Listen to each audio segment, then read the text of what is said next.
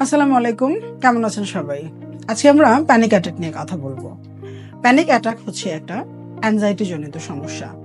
Panic অ্যাটাকটা মানে হচ্ছে যে আমরা যখন ওই সময়টাতে আমরা মাত্রাতিরিক্ত ভয় কাজ করে, ভয় থেকে এক ধরনের একটা উত্তেজনা কাজ করে, তখন এই উত্তেজনাটা খুব চরম সীমায় পৌঁছে যায় এবং যখন চরম সীমায় পৌঁছে যায় তখন বেশ কিছু লক্ষণ দেখা দেয় আমাদের মধ্যে।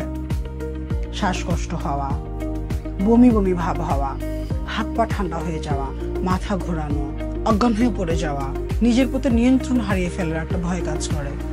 এবং সবচেয়ে ভয়ঙ্কর যে লক্ষণটা দেখা দেয়, প্রত্যেকটা মানুষই তখন মনে করে যে আমি মারা যাচ্ছি, মৃত্যু ভয়। কিন্তু মজার বিষয় হচ্ছে প্যানিক অ্যাটাকে কখনো কেউ মারা যায় না। খুব বেশি যখন প্যানিক অ্যাটাকটা যখন বারবার হবে, বারবারই যখন সমস্যাটা হতে থাকবে, তখন আপনারা অবশ্যই একজন মনোরোগ বিশেষজ্ঞের কাছে যাবেন। কিন্তু যখনই প্রবলেমটা হুট করে যখন প্রবলেম হবে, তখন কিছু প্রাথমিক চিকিৎসা আপনারা করতে পারেন। আজকে এই প্রাথমিক চিকিৎসা নিয়ে কথা বলবো আপনাদের সাথে। যখনই বুঝতে পারবেন যে আপনাদের এই উত্তেজনাটা, মানসিক এই উত্তেজনাটা অনেক চরম সীমায় পৌঁছে গিয়েছে, যেখানেই থাকুন না কেন বসে পড়ুন।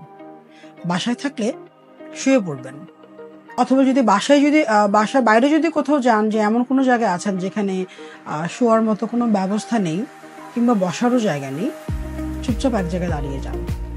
জাস্ট চোখ বন্ধ করে রিল্যাক্স ভাবে দাঁড়াবেন এবং সর্বপ্রথম নিজেকে যে কথাটা বলবেন সেটা হচ্ছে যে প্যানিক অ্যাটাকে কেউ কখনো মারা যায় না। দ্বিতীয়ত হচ্ছে ব্রিদিং এক্সারসাইজ করবেন।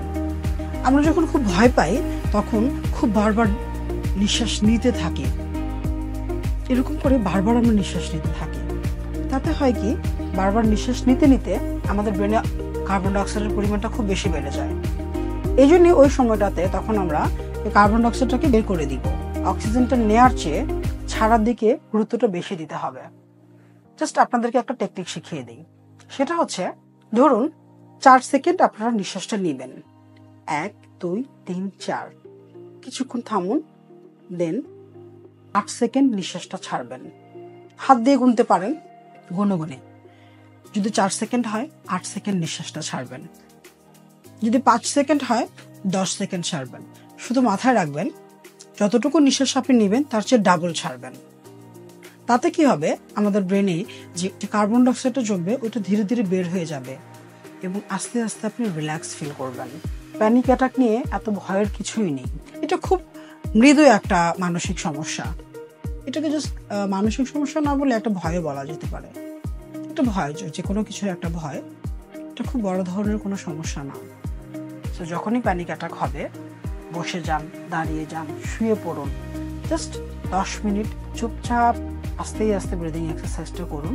দেখবেন আস্তে আস্তে ঠিক হয়ে যাবে এবং নিজেকে বোঝাবে প্যানিক অ্যাটাকে কেউ মারা যায় না। অনেকের আবার এটা 10 মিনিট, 20 থেকে কিংবা সর্বোচ্চ 1 ঘন্টাও হতে পারে। রেস্টে থাকুন। কেউ যদি মনে করেন তখন আমল করবেন, দুরূদ পড়তে পারেন। দুরূদ শরীফটাও খুব ভালো কাজ করে। ভালো থাকবেন সবাই।